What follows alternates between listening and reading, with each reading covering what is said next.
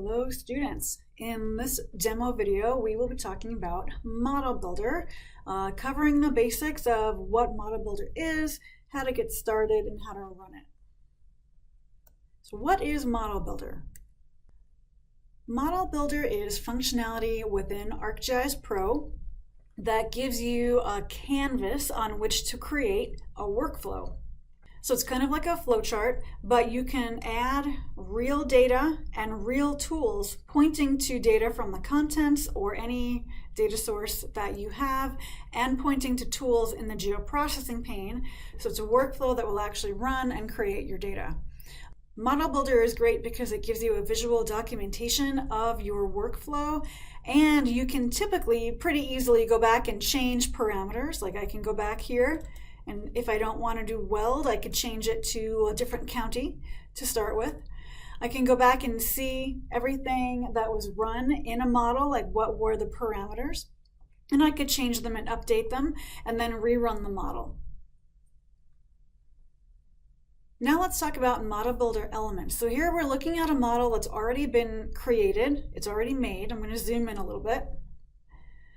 And if you take a look, the whole idea of a model is that you start with data. The data here, the input data, are the blue ovals, and then the tools are yellow rectangles, and then the green ovals are output data. They are derived data. So we input fresh data, we run it through a tool, and it creates derived data, and then the output, weld roads in this case, gets put into the next tool, pairwise buffer. And so the output of one is linked to the input of the next, and so you can make a whole series of tools to do a whole workflow. So we have our blue ovals, inputs, yellow rectangles are tools, the green ovals are the output data. If you have a process that does not have any color, then that means it's not ready to run. If it does have color, like this one, then it is ready to run. And then you'll notice in this model, they all have shadows. The shadow means that that has been run, the tool has been run, the data has been created, or at least it thinks so. If you want to force a model to run again, it will not run anything with the shadow. So if you want to kind of clear out the shadows to force it to run again, if you look up in your model window, you can hit validate, and now it gets rid of those shadows. Next, how do we create our own model? So here we're looking at a model that's already been made. Tools and data have already been all connected. So how do you make your own?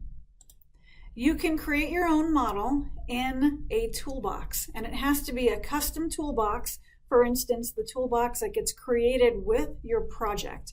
It cannot be one of the system toolboxes in here that come with the software. Those are read-only. So go to the toolbox, for example, that comes with your project, that got created with your project.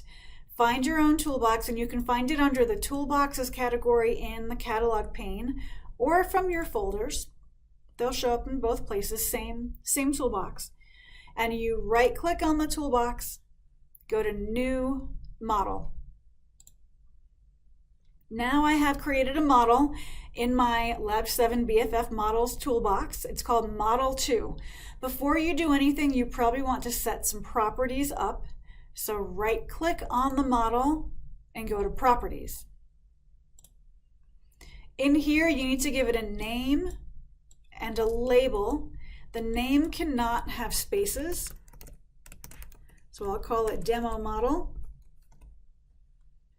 The label can have spaces, like that. And then you have to save the model. Just like with editing, there's a save button for the model, which is separate from the save button for the project. So make sure you're saving your model to save changes to the model.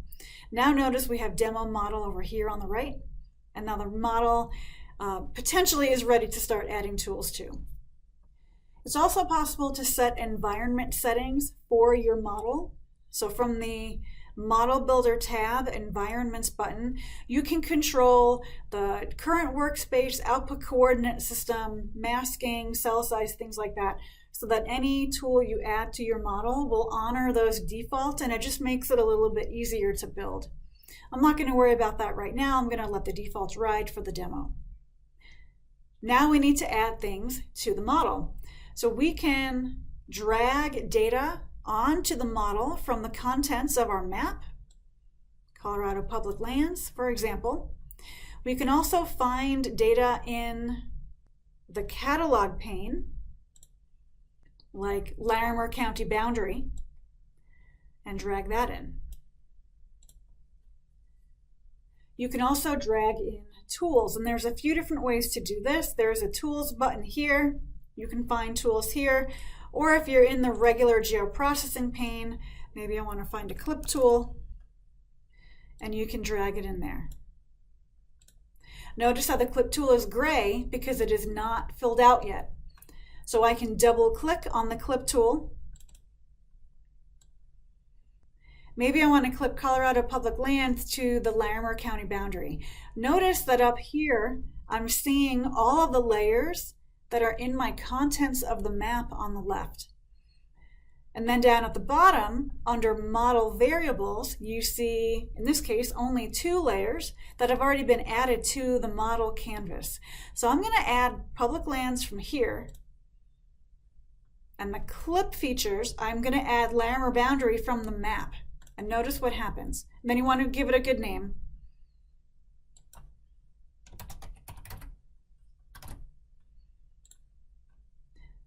Now I have a second instance of Larimer boundary in here.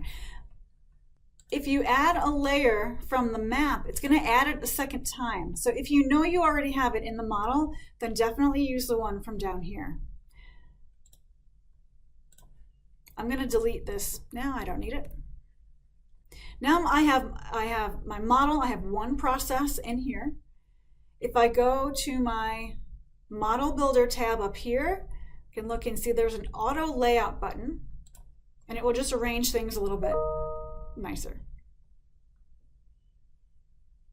If I wanted to do more with this layer, for example, maybe I want to bring in prairie dog potential, and maybe I want to bring in an intersect. I could drag that in.